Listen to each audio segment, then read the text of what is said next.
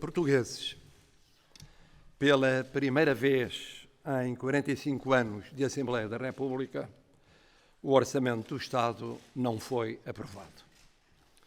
A rejeição não ocorreu num qualquer momento, com um qualquer orçamento, de um qualquer modo. Este é um momento decisivo em todo o mundo para a saída duradoura da maior pandemia dos últimos 100 anos e da crise económica e social que provocou. Este era um orçamento para 2022, um ano decisivo em Portugal para a saída duradoura da pandemia e da crise económica e social que nos atingiu. Até por coincidir com o começo de um período irrepetível de acesso a mais fundos europeus. Numa palavra, era um orçamento especialmente importante, num momento especialmente importante para todos nós. E todos o reconheceram, antes e durante o seu debate na Assembleia da República. Em devido tempo, tentei dizê-lo aos portugueses, sabendo muito bem do que falava, pois há 25 anos, como líder partidário, tinha viabilizado 3 orçamentos de que, em larga medida, discordava, só porque era um momento especialmente importante para Portugal e, por isso, se tratava de orçamentos, também eles especialmente importantes, para que Portugal não viesse a ficar fora do avanço para a moeda única. Há momentos assim, uns diferentes dos outros, em que a certeza, a segurança, a estabilidade são ainda mais importantes para a vida das pessoas. Mas se não foi um qualquer, nem o momento, nem o orçamento rejeitado, não foi um qualquer também o modo dessa rejeição. A rejeição deixou sozinho a votar o orçamento o partido do governo. A rejeição dividiu por completo a base de apoio do governo mantida desde 2015. A rejeição ocorreu logo na primeira votação. Não esperou pelo debate e discussão na especialidade e menos ainda pela avaliação na votação final global. Não foi uma rejeição pontual, de circunstância, por desencontros menores. Foi de fundo, de substância, por divergências maiores, em áreas sociais relevantes, no orçamento ou para além dele, como a segurança social ou a legislação do trabalho. Divergências tão maiores que se tornaram inultrapassáveis e que pesaram mais do que o percurso feito em conjunto até aqui.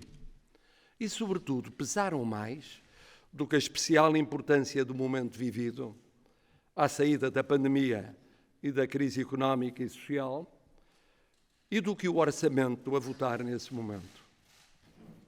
Nada de menos compreensível, penso eu, para o cidadão comum, que desejava que o orçamento passasse, que esperava mesmo que passasse, que entendia que já bastava uma crise na saúde, mais outra na economia, mais outra na sociedade, e que por isso dispensava, estou certo, ainda mais uma crise política a somar a todas elas. Portugueses, ao chamar a atenção por inúmeras vezes para o que estava em causa na aprovação do Orçamento para 2022, fui mais explícito para que tudo ficasse muito transparente e a tempo. Disse que a rejeição do orçamento conduziria a eleições antecipadas e que não havia terceiras vias.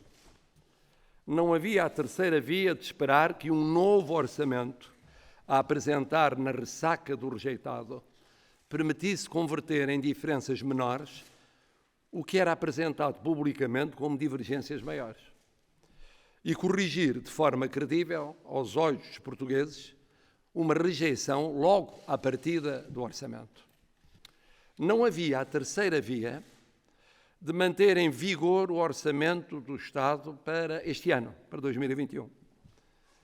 Pensado para um ano diverso, com regras diversas, com fundos diversos, que teria de ser aplicado em duodécimos e sem previsível limite de tempo. Quase como se fosse indiferente haver ou não haver orçamento para 2022. Um orçamento especialmente importante para um momento, também ele, especialmente importante. Portugueses, em momentos como este, existe sempre uma solução em democracia, sem dramatizações nem temores. Faz parte da vida própria da democracia devolver a palavra ao povo. Todos dispensávamos mais uma eleição, poucos meses depois de outra.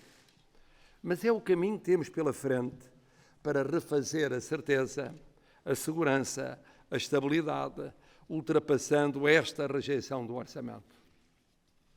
É o único caminho que permite aos portugueses reencontrarem-se neste momento com os seus representantes nacionais, decidirem o que querem para os próximos anos, que são anos determinantes em efeitos da pandemia, em volume de fundos para reconstruir a economia e a sociedade. E escolherem aquelas e aqueles que irão, o mais rapidamente possível, votar o orçamento que faz falta a Portugal. Digo o mais rapidamente possível, com uma ressalva que logo indiquei.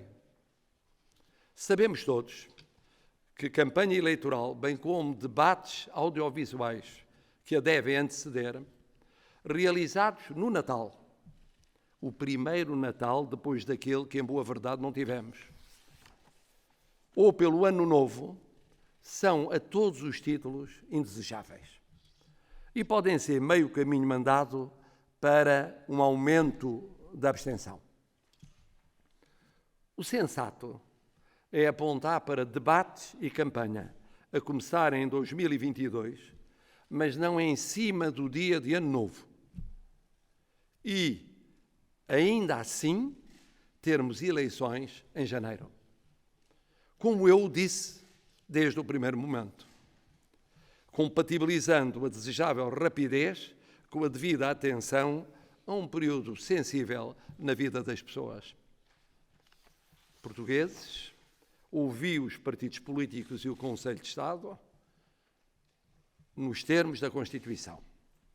Analisei a situação económica e social com os parceiros já antes convocados. Refleti ainda sobre a situação económica e financeira à luz da perspectiva europeia. Tudo visto e ponderado, uma semana e um dia depois da rejeição do orçamento para 2022, encontro-me em condições de vos comunicar que decidi dissolver a Assembleia da República e convocar eleições para o dia 30 de janeiro de 2022. Confio em vós, no vosso patriotismo, no vosso espírito democrático, na vossa experiência, no vosso bom senso. Como sempre, nos instantes decisivos, são os portugueses, e só eles, a melhor garantia do futuro de Portugal.